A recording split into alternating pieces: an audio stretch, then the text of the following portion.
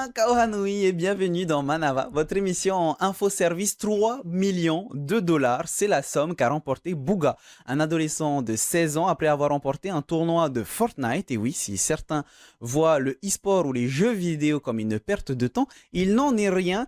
Le e-sport va vous étonner. On reçoit pour en parler Danilo Touahiva, conseiller de la Fédération de e-sport de Polynésie française. Yorana Ari, Yorana les téléspectateurs. On reçoit aussi Maïti Rossoni, gamer et organisateur d'événements e-sport. Yala tout le monde. Herimoana Poisson, gamer et membre de l'équipe Arcadia. Yaorana. Et enfin, Moana Sanford, alias Sanjo, gamer e-sport, second sur le podium de la dernière édition Rockstar e-sport Championship. Salut tout le monde. On va commencer déjà pour savoir c'est quoi le e-sport, Danilo. Le e-sport, c'est assez simple, c'est une activité au travers d'un appareil électronique. Donc, généralement, c'est un peu plus du jeu vidéo, mais ça peut être aussi du drone ou ça peut être autre chose comme des courses de clavier ou même le punching ball. Ça peut être beaucoup de choses au travers d'un appareil électronique. Ouais. Alors, tu es conseiller de la Fédération de e-sport de Polynésie française, donc je suppose que tu apprécies ce domaine. Comment est-ce que toi, tu as découvert le jeu vidéo ou le e-sport? Alors, tout simplement, c'est c'est avec le tonton. Il avait une Super Nintendo et il m'a fait jouer à cette Super Nintendo. À la maison, j'avais pas le droit aux jeux vidéo. Donc, c'était un peu plus tard, vers 19 ans, 20 ans, que j'ai commencé à m'intégrer un peu plus dans le e-sport. Donc, la pratique du jeu vidéo au travers de la compétition. Donc, c'était un peu plus compétitif. Counter-Strike 1.6, Dota 1, et voilà. En face de toi, on a Maïti Rossoni. Tu es connu pour être l'organisateur de la Rockstar eSport Championship, mais tu es aussi gamer. Comment est-ce que tu as découvert ce domaine? Ouais, moi je pense que pareil, un peu ça a commencé comme un hobby, c'est-à-dire c'est une activité qu'on va faire et tu commences à jouer à des jeux. Moi j'ai été passionné, je pense le plus en termes de longévité par les jeux de foot, parce que j'aimais beaucoup le football en vrai et du coup la journée je jouais au foot et le soir je jouais à FIFA Les jeux de foot. et aux jeux de foot qui sont sortis dans les 15 dernières années quoi. Et c'était devenu un petit hobby bien sympathique. C'est ce rapport avec le jeu vidéo qui t'a poussé à créer la Rockstar?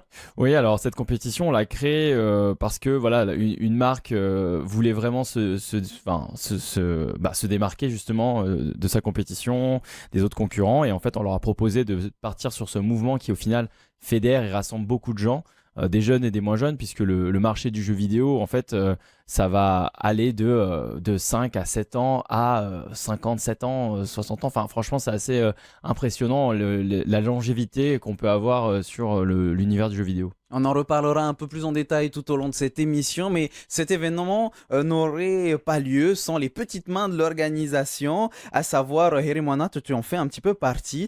Mais avant, tu as été attiré par le milieu du gaming à partir de quel âge? Alors moi, ça a commencé très très tôt, hein. J'ai envie de dire, dès 8 ans, mon papa, il avait un ordinateur. Mais moi, j'ai commencé pour des mini-jeux sur Google. Mini-jeux, voilà, et il y avait des mini-jeux, j'adore ça. Et après, au final, c'est devenu totalement une passion. Et même, je pense, pourquoi pas mon futur objectif professionnel, quoi. Devenir, pourquoi pas, un futur gamer, ouvrir ma propre salle, qui sait. J'ai l'impression que c'est un petit peu le point commun de tout le monde. On va justement se tourner vers toi, Moana. Est-ce que, pareil, tu es tombé dans la marmite quand tu étais petit?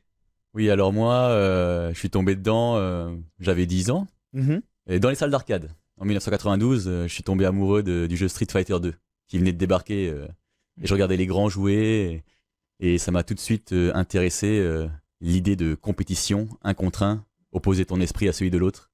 C'est ce qu'on trouve vraiment dans le sport en général, et comme je suis assez sportif, j'aime beaucoup cette idée d'opposition.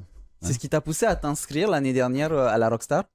Oui, alors l'année dernière, je me suis inscrit à la Rockstar parce que j'aime la compétition, mais c'est aussi avec l'envie de développer le nouveau jeu Street Fighter 6 dans la communauté parce que je trouve que ce jeu est extraordinaire et j'avais vraiment envie d'attirer plus de jeunes dans ce jeu. Félicitations d'ailleurs pour ta seconde place. Comment est-ce que ça s'est passé? Comment est-ce que tu as vécu la scène e-sport?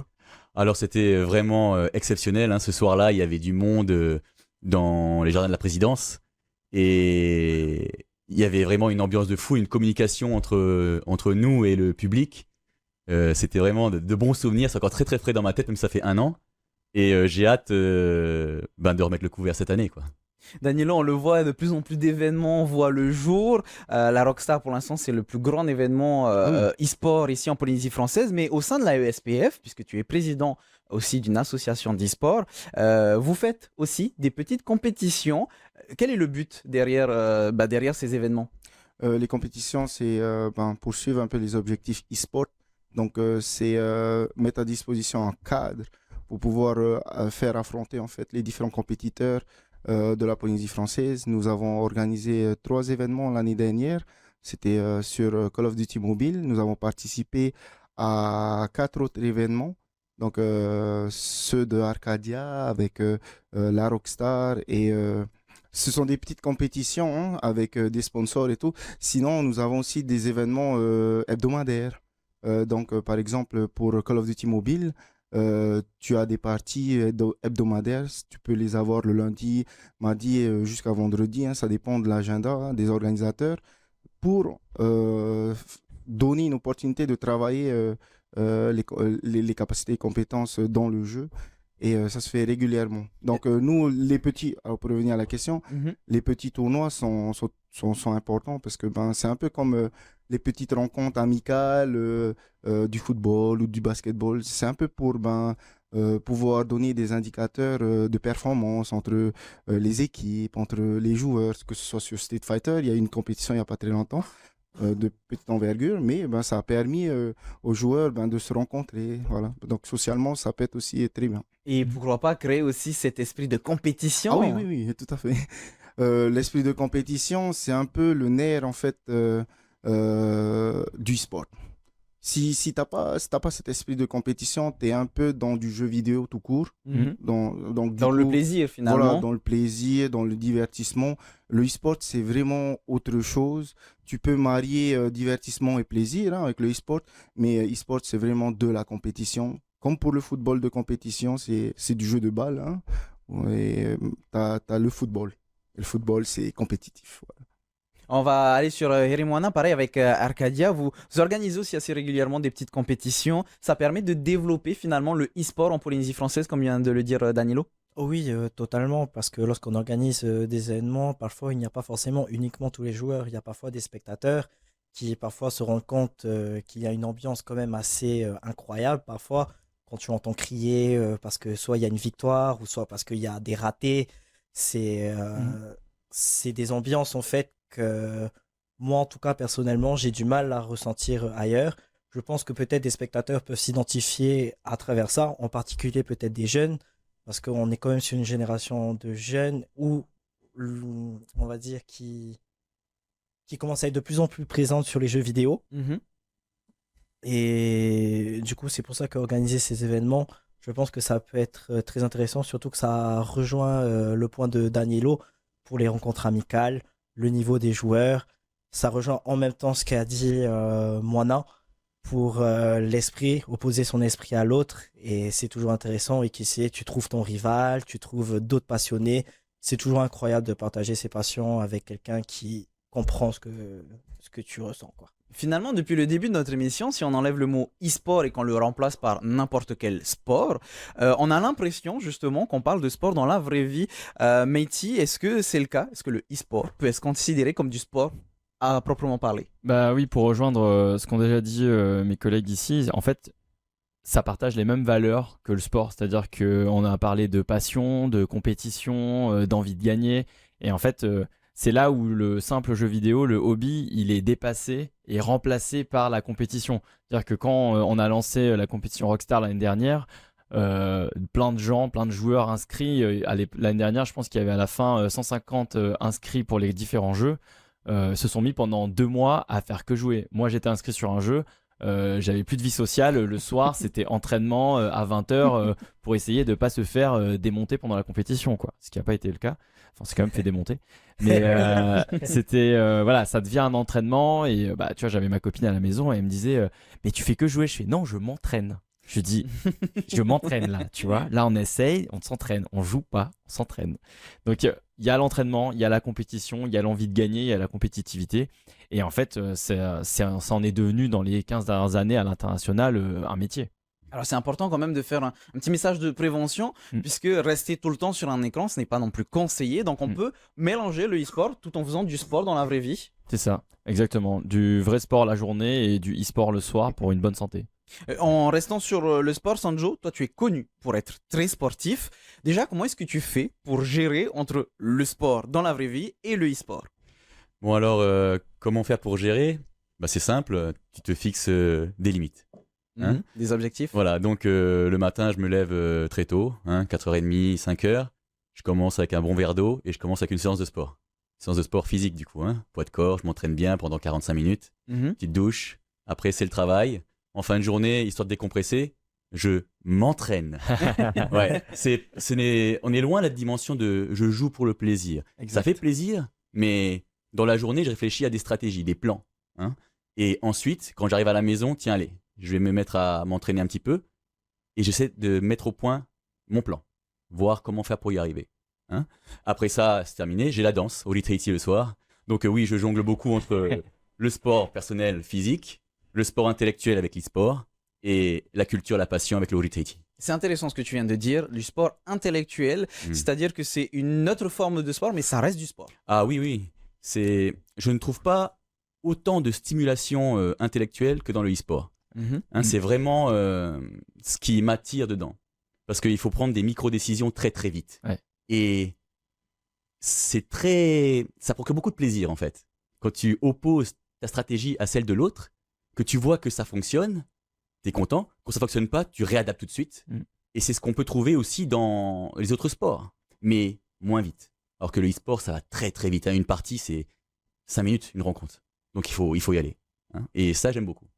On parle d'évolution, de motricité aussi parfois dans certaines études, Danilo. Ça n'a pas que des aspects négatifs, ça a aussi des aspects positifs.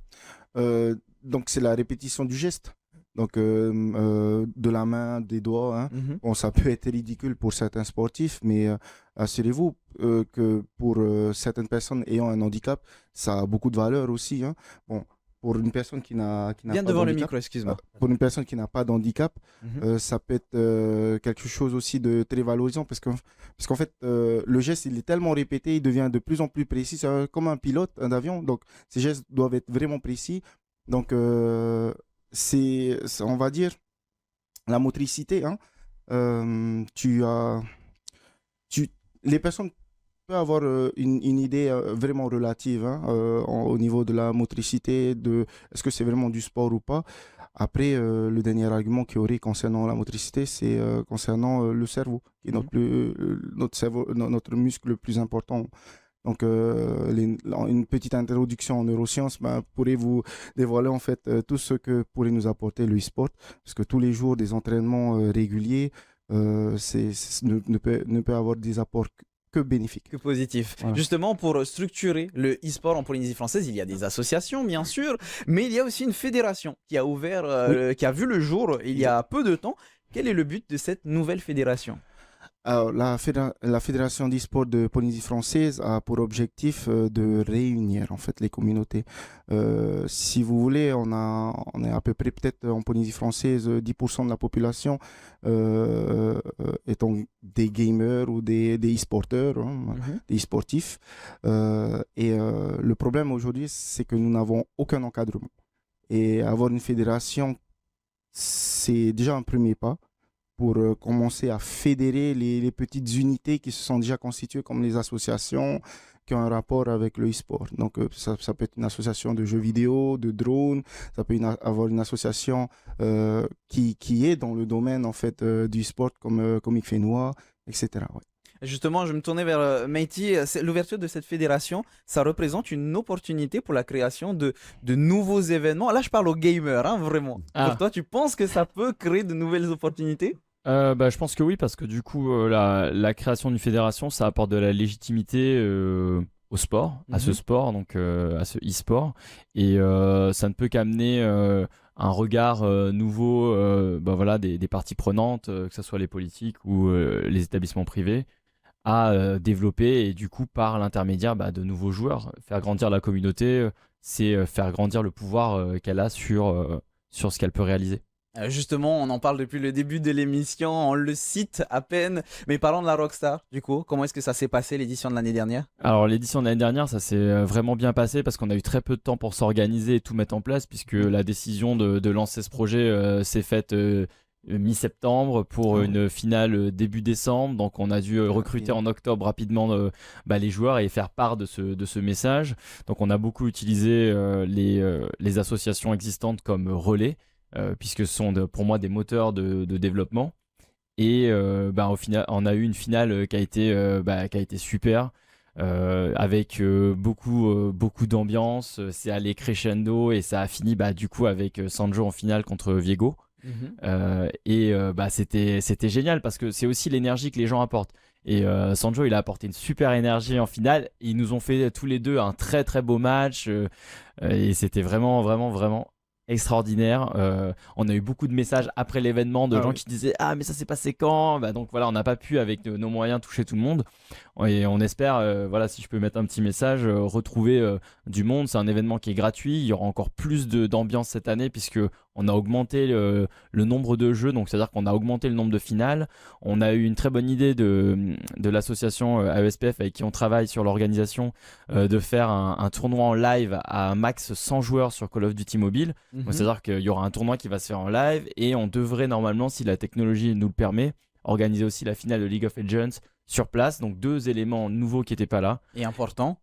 Et très important, avec des communautés qui rassemblent presque 400 personnes. Et on a aujourd'hui, cette année, avec du coup l'accord de la présidence, et on les remercie encore, tout l'espace disponible. L'année dernière, on n'utilisait que 50% du chapiteau de la présidence. Cette année, on aura 100% de l'espace pour avoir un espace encore plus accueillant pour les associations, les familles, le public. C'est vraiment gratuit et grand public. Vous avez la chance d'avoir un président qui aime les nouvelles technologies. Et justement, le e-sport, au-delà des gamers, c'est aussi plein de petits, de petits rôles, à savoir, par exemple, des commentateurs. Est-ce qu'on pourrait éventuellement avoir cette année un stream, une rediffusion en live, des commentaries, par exemple? Oui, du coup, on a été contacté même il n'y a pas très longtemps par quelqu'un qui voulait, quelqu'un de Tahiti qui vit en France métropolitaine et qui voulait streamer certaines parties, certains projets, et peut-être pouvoir voir la finale. Oui. On a des commentateurs qui étaient super l'année dernière. Oui. Qu'on aura aussi cette année pour une très bonne ambiance. On travaille un petit peu avec TNTV aussi parce qu'ils avaient vraiment l'envie de venir porter main forte à ce projet qui, je pense, pour beaucoup, un projet d'avenir. On va parler maintenant de la compétition à proprement parler. C'est-à-dire que depuis tout à l'heure, on voit qu'il y a cet esprit de compétition entre chaque joueur. Mais le milieu du e-sport est connu pour avoir beaucoup de rage. Est-ce que le fair play, Eremwana, est important et se développe de plus en plus en Polynésie française? Alors pour moi, je pense que le fair play est essentiel dans ce domaine.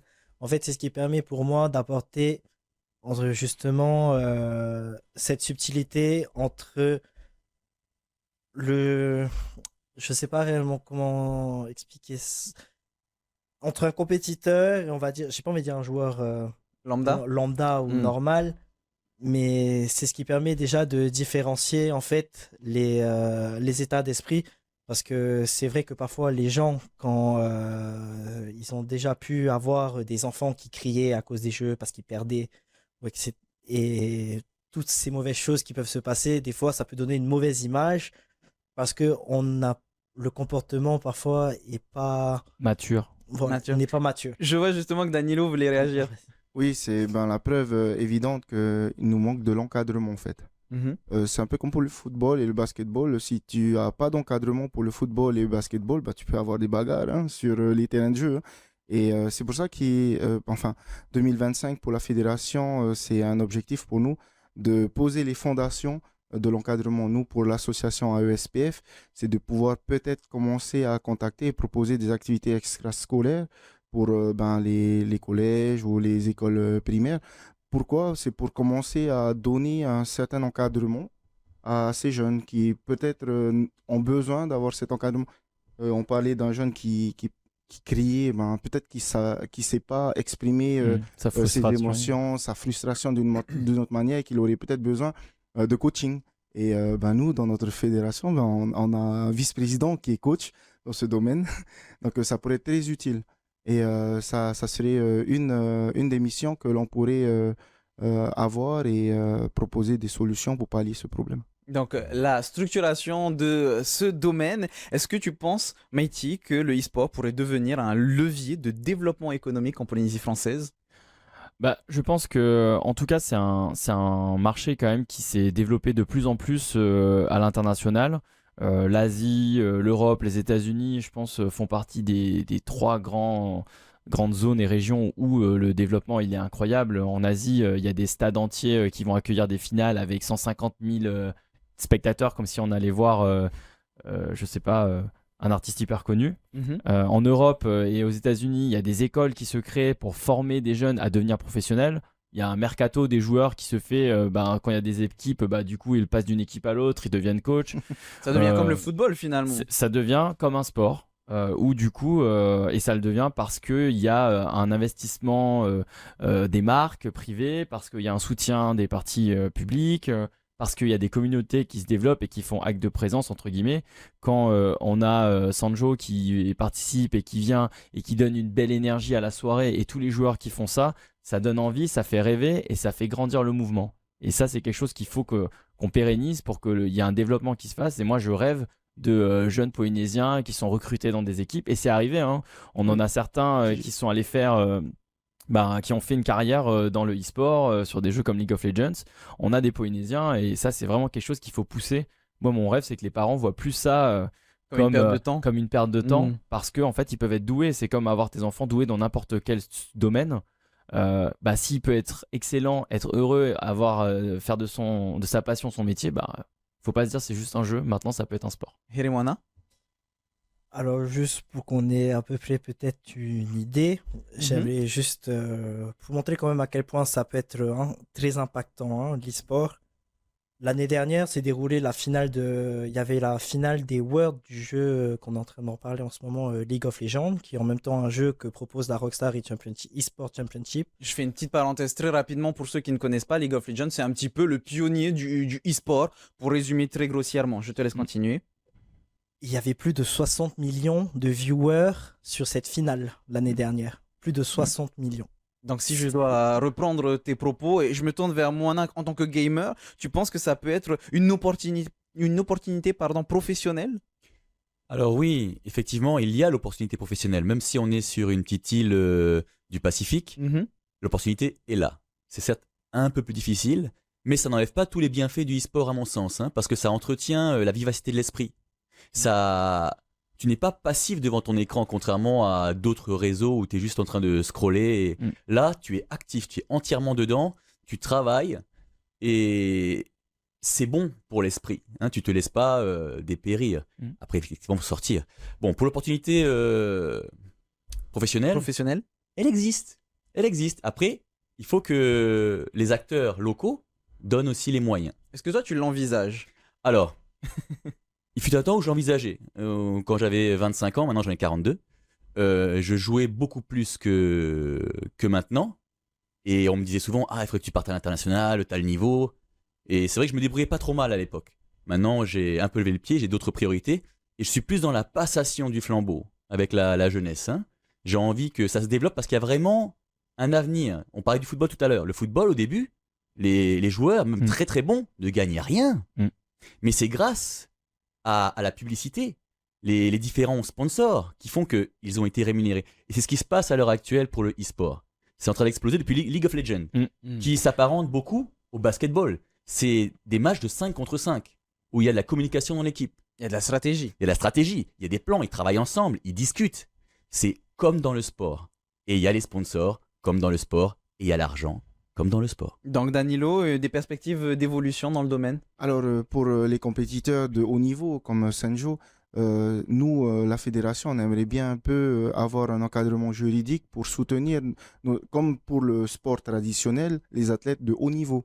Parce qu'il y a un encadrement aussi déjà à disposition pour ces athlètes de haut niveau. Et ensuite, pour les autres métiers qui sont rattachés au e-sport, comme streamer, tout ça, d'un regard holistique, il y a plein de métiers autour du e-sport, pas que joueurs, mais organisateur, coordinateur, streamer, commentateur ou même coach, manager d'équipe. C'est un ensemble de métiers qui sont en attendant supportés par des bénévoles. Par exemple, hier soir, il nous fallait à peu près 4 arbitres. Un arbitre général avec 3 arbitres qui géraient les équipes en match pour les qualifications de League of Legends. C'est des gestes professionnels qu'ils devaient avoir. Et pourtant, ils n'ont pas de salaire, ils ne sont pas payés, ce sont des bénévoles. Il y a des compétences professionnelles à développer avec l'e-sport, et pas que pour les compétiteurs, hein, pas que pour les joueurs, hein, littéralement, pour les personnes qui... Voilà, il y a un ensemble de métiers autour du e-sport qui serait une niche économique. Donc, il y a une opportunité ici en Polynésie. Qui n'est même pas exploitée. Pour l'instant, ce n'est pas encore exploité, mais il y a un développement possible très rapidement, vu qu'on est à la fin de notre émission. Maïti, rappelle-nous, quand est-ce qu'est prévue la Rockstar de cette année? L'édition de cette année, c'est le 4 octobre sous le chapiteau de la présidence. On attend tout le monde à partir de 17h. C'est une entrée gratuite. Il y aura plein de monde à rencontrer. Il y aura des animations sur place, des cadeaux à gagner et surtout un super spectacle puisque voilà, les joueurs, c'est quand même un plaisir pour eux. Avec un peu de stress quand même, mais c'est quand même un plaisir de pouvoir jouer devant un public d'environ 300 à 400 personnes. Qui applaudissent quand on gagne, qui acclament et c'était vraiment de très bonne ambiance l'année dernière. Les perdants, ils étaient vraiment hyper contents d'être là. Donc voilà, c'est une super soirée qu'il faut pas manquer, c'est qu'une fois dans l'année. Alors, vous avez le rendez-vous noté dans vos agendas, un beau développement pour l'e-sport en Polynésie française. C'est la fin de notre émission, on se retrouve demain à partir de 18h. Merci beaucoup d'avoir répondu à mes questions. On se retrouve demain à 17h, et à partir de 18h ce soir, votre VA Tahiti Maruru Ito Tato Faririra Trahuma Parheana.